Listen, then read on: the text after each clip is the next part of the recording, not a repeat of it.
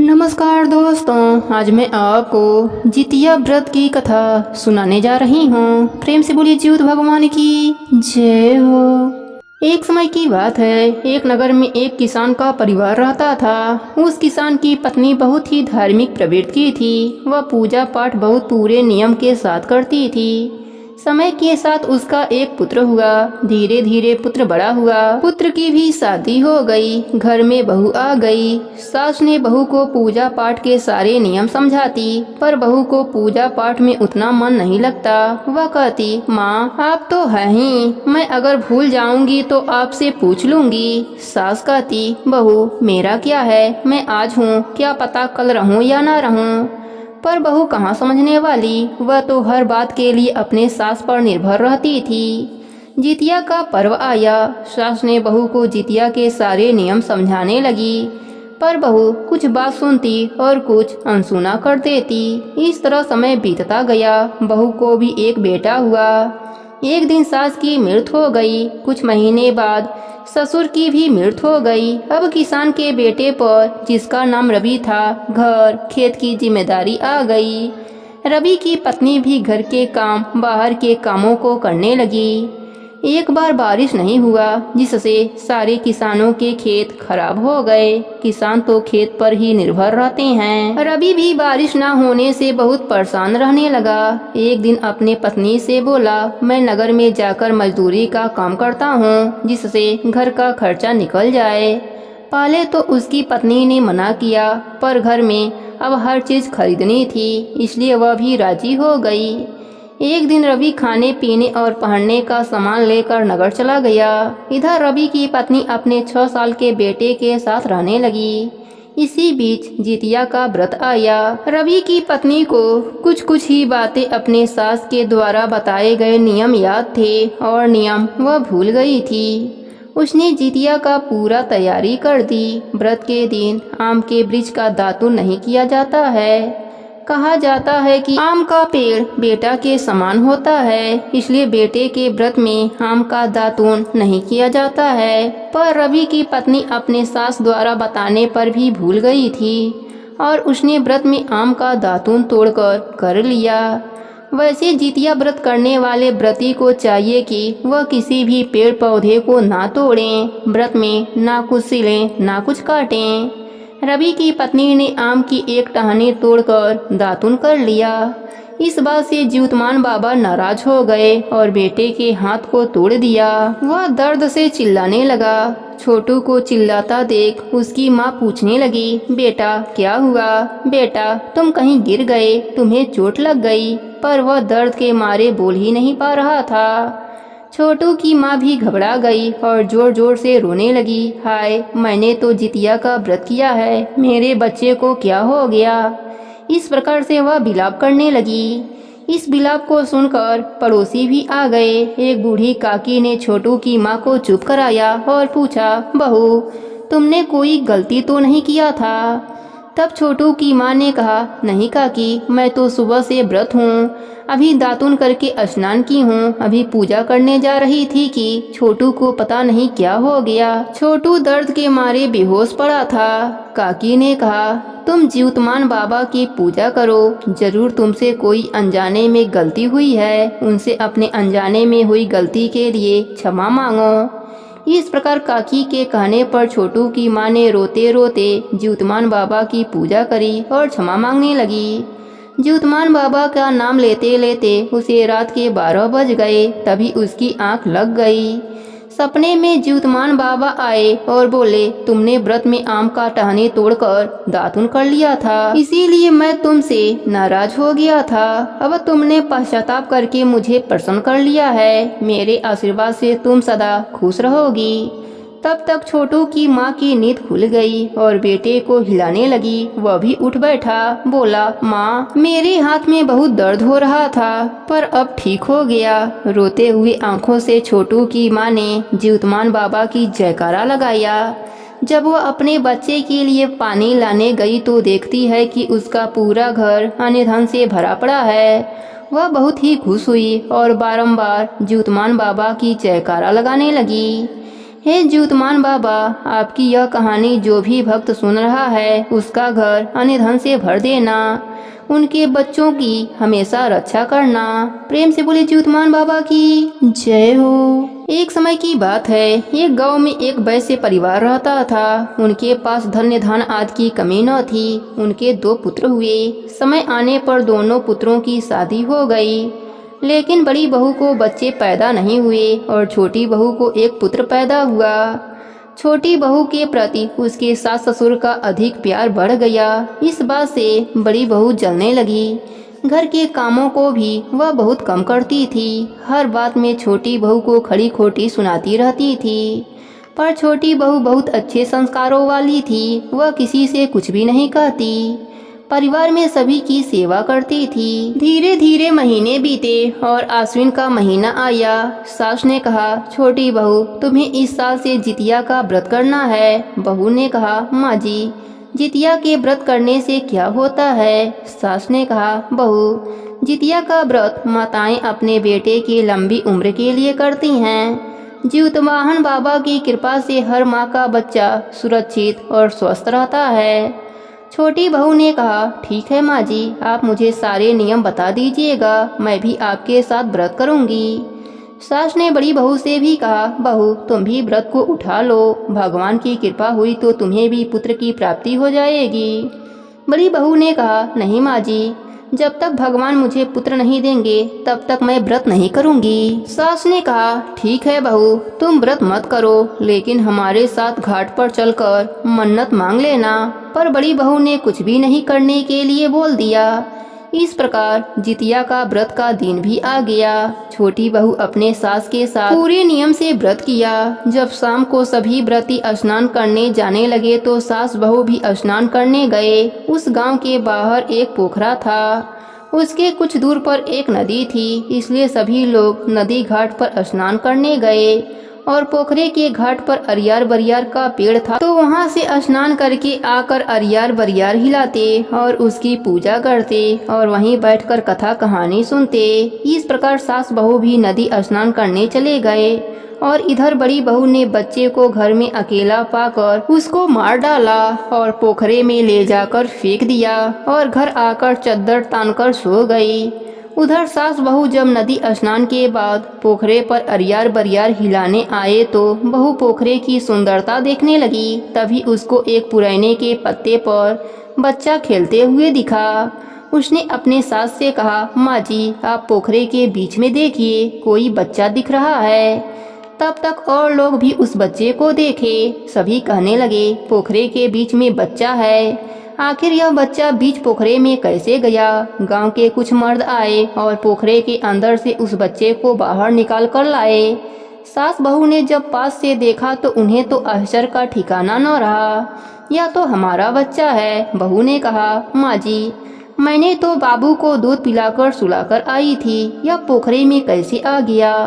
सास भी हैरान थी। गांव की बुजुर्ग महिलाएं कहने लगी, जरूर तुम्हारे बच्चे को किसी ने पोखरे में लाकर फेंका होगा।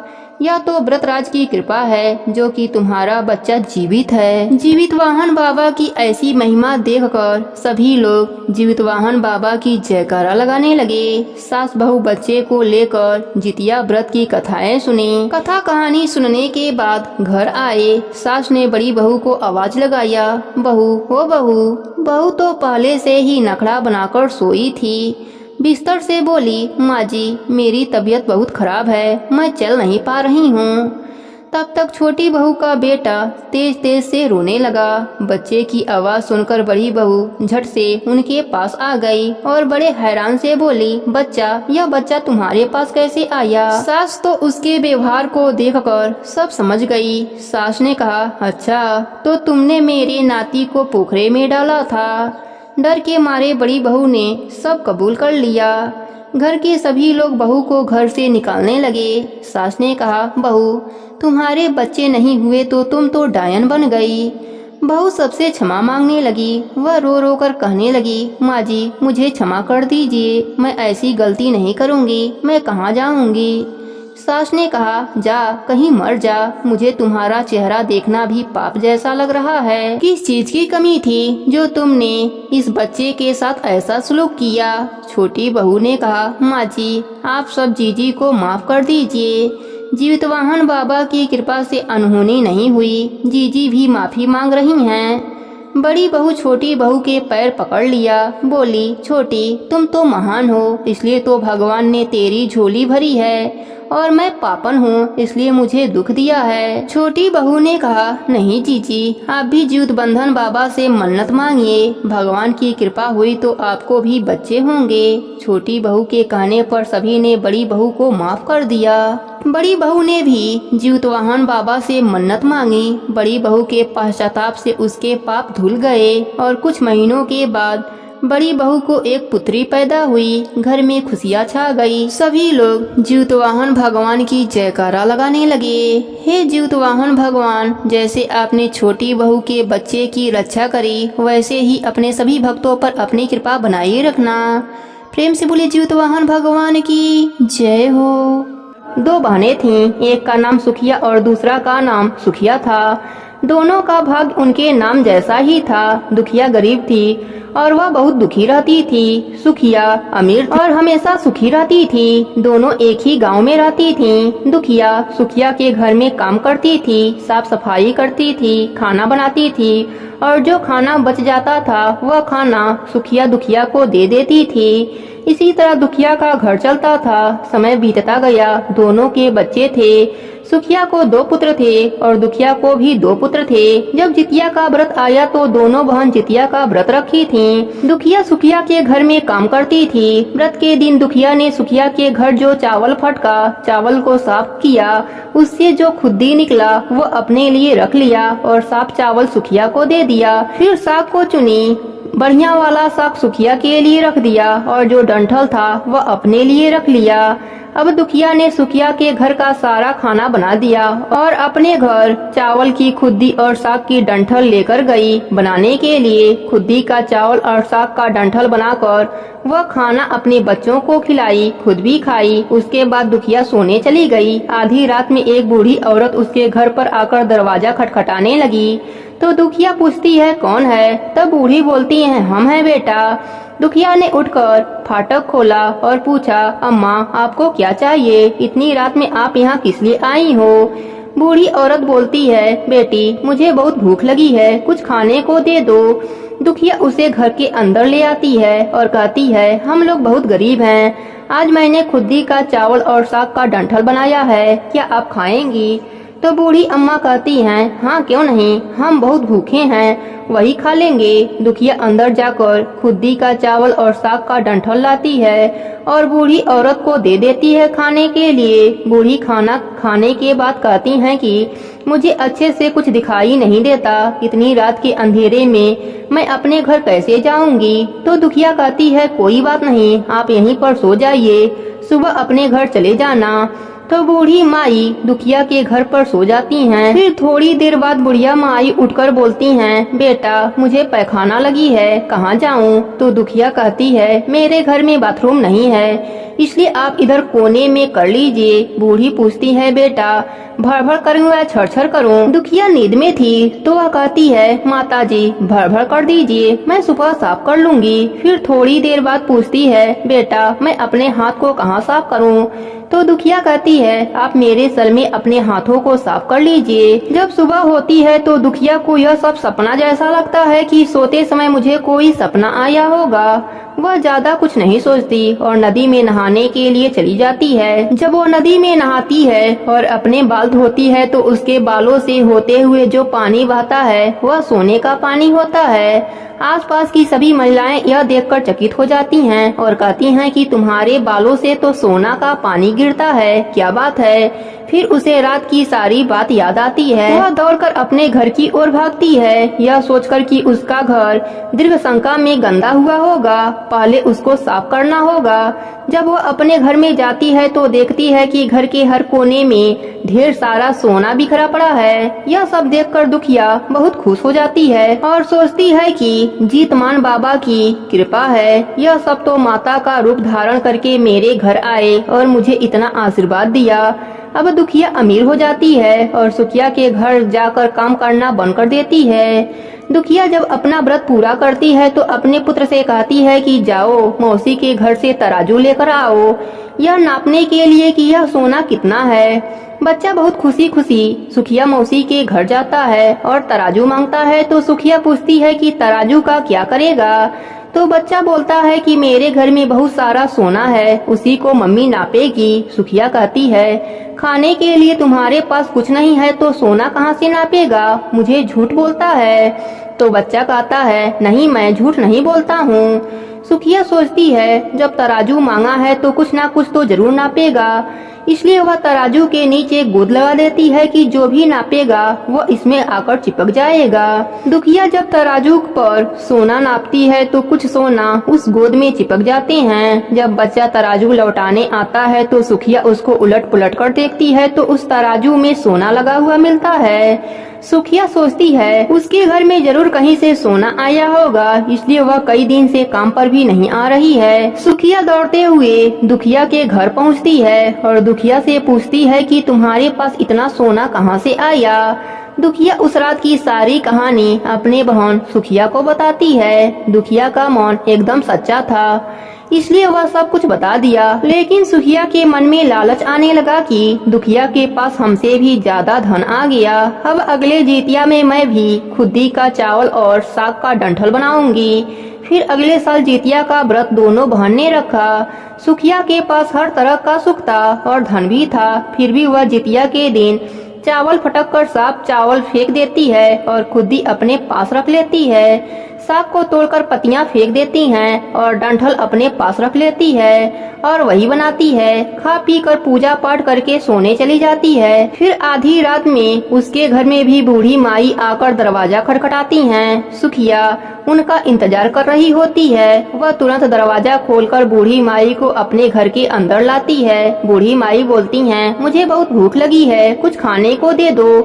तो सुखिया कहती है, मैंने खुदी का चावल और डंठल का साग बनाया है। बूढ़ी माई बोलती हैं, कोई बात नहीं, मैं वही खा लूंगी।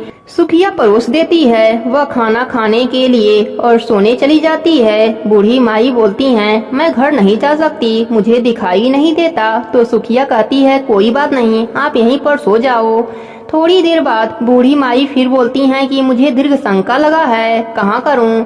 तो सुखिया कहती है, वही कोने में कर लीजिए। फिर थोड़ी देर बाद बूढ़ी माई पूछती हैं कि भड़-भड़ करूं या छड़-छड़। इस समय सुखिया को याद नहीं आया कि दुखिया ने क्या बोला था। तो सुखिया बोली, माँ छड़-छड़ कर दीजिए। फिर बूढ़ी माई पूछती हैं कि बेटा मैं अपने हाथ को कहाँ साफ करूँ। सुखिया कहती है, मेरे सर में साफ कर लीजिए। बूढ़ी माई अपना हाथ सुखिया के सर में साफ कर लेती हैं। जब सुखिया सुबह उठती है तो उसका पूरा घर गंदगी से भरा पड़ा था और उसके बाल में भी बहुत गंदगी लगी हुई थी। यह सब देखकर सुखिया बहुत दुखी हो जाती है और उसे बहुत गुस्सा भी आता है। वह अपने बहन दुखिया को बुलाती है और उस पर गुस्सा करती है कि तुमने हमसे झूठ कहा और मेरा पूरा घर गंदा करवा दिया। तो दुखिया पूछती है कि तुमने क्या कहा था, भड़-भड़ या छड़-छड़। तो सुखिया कहती है, मैं तो छड़-छड़ बोली थी। तो दुखिया कहती है, यहीं पर तो तुमने गलती कर दी और तुम्हारे पास तो सब कुछ था, किसी भी चीज की कमी नहीं थी, फिर भी तुमने लालच किया। मेरे पास तो कुछ नहीं था, तुम्हारे पास तो सब कुछ था। तुम्हारे घर पर जीतमान बाबा भेष बदल कर आए, लेकिन फिर भी तुमने उन्हें अच्छा खाना नहीं परोसा। मेरे पास तो कुछ भी नहीं था, इसलिए मैंने उन्हें खुदी का चावल और साग का डंठल परोसा था। तुमने अपने घर पर आए भगवान का अपमान किया। सब कुछ रहते हुए भी तुमने साग और भात खिलाया। तुम्हारे पास सब कुछ होते हुए भी तुमने लालच नहीं करना चाहिए, इसलिए तुम्हारे साथ इतना बुरा हुआ है। प्रेम से बोले जीवित वाहन बाबा की जय हो। दो बहनें रहती थीं। बड़ी बहन की शादी अमीर घर में हुआ था और छोटी बहन की शादी गरीब घर में हुआ था। बड़ी बहन के घर में जाकर छोटी बहन चौका बर्तन किया करती थी। रोज मजदूरी के रूप में बड़ी बहन छोटी बहन को बचा हुआ खाना दे देती थी। जब नहाए खाए के दिन आया, उस दिन उसकी बहन मजदूरी नहीं दिया। छोटी बहन घर आई, बोली, हे भगवान, हमारी बहन रोज मुझे मजदूरी देती थी और आज कुछ नहीं दिया। आज नहाए खाए वाला दिन है, आज हम क्या खाएंगे। वह खेत में गई तो कर्मी का साग लाई और चोकर चाल चाल के रखी थी तो चोकर की लिट्टी बनाई। कर्मी का साग और लिट्टी खाकर और थोड़ा साफ बर्तन में रख दिया। रात में भगवान आए। भगवान बोले, हे बेटी, सोई हो या जगी हो? छोटी बहन बोली, हे बाबा, कौन सुख है जो सोएं और कौन सुख है जो जागें? हमको इतना दुख है कि हम जगे ही रहते हैं। भगवान बोले, कुछ खाने का बनाई हो, मुझे बहुत जोरों का भूख लगा है, कुछ हो तो लाओ। छोटी बहन बोली, हे बाबा, हम बहुत गरीब हैं, अपने दीदी के घर मजदूरी का काम करते हैं। आज हमारी दीदी मजदूरी भी नहीं दी है, इसलिए कर्मी का साग और चोकर की रोटी बनाई हूँ। भगवान बोले, कुछ भी हो लाओ। छोटी बहन बाबा को प्रेम से भोजन पानी दे दिया। भगवान तो परीक्षा ले रहे थे। भगवान अपना मुंह जूठा किया और बोले, अरे बेटी, हमें तो पैखाना लग गया। छोटी बहन बोली, हे बाबा, इतनी रात हो गई है, आप कहाँ जाएंगे? आप मेरे आंगन के कोने में कर लीजिए। भगवान पैखाना कर लिया। फिर बोले, अब हम कहाँ चूतर धोएं? तो छोटी बहन बोली, हे बाबा, हमारे आंचल में पोंछ लीजिए। भगवान ने पोंछ लिया। भगवान तो अंतर ध्यान हो गए।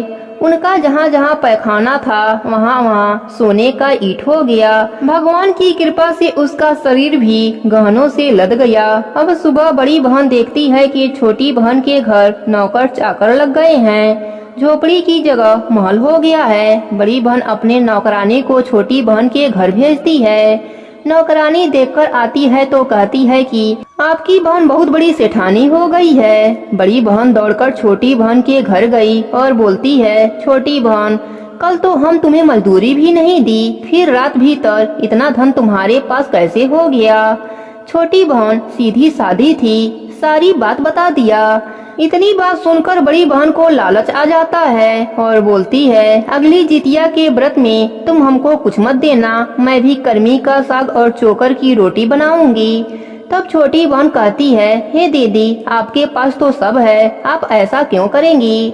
बड़ी बहन कहती है, हम ऐसा ही करेंगे। धीरे धीरे साल बीता। बड़ी बहन अपने छोटी बहन के घर काम धाम करके अपने घर आ जाती है। फिर खेत से कर्मी का साग लाती है, चोकर की रोटी बनाती है, फिर खा पी कर सो जाती है। रात में भगवान आते हैं तो कहते हैं, हे बेटी, सोई हो या जगी हो? बड़ी बहन कहती है, हे बाबा, कौन से सुख से सोएं और कौन से सुख से जागें? हम तो जगे ही रहते हैं। भगवान कहते हैं, हे बेटी, आज क्या बनाई हो? मुझे बहुत जोरों की भूख लगी है। अब जल्दी जल्दी बड़ी बहन जूठे ही बर्तन में साग और लिट्टी लाकर बाबा के आगे रख देती है। भगवान अपना मुंह जूठा करते हैं और कहते हैं, हे बेटी, अब तो हमको पैखाना लग गया। बड़ी बहन बोलती है, हे बाबा, हमारे आंगन में पैखाना कर लीजिए, हम सुबह साफ कर देंगे। फिर बाबा पूछते हैं, हम चूतर को कहाँ पोंछें? वह कहती है, हमारे आंचल में पोंछ लीजिए। बाबा तो आंचल में पोंछ लिया।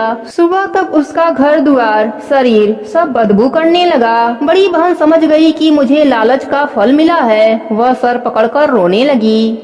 हे जीउत बाबा, जैसे आपने छोटी बहन पर अपनी कृपा करी, वैसे ही अपने सभी भक्तों पर अपनी कृपा बनाए रखना। प्रेम से बोले जीउत भगवान की जय हो।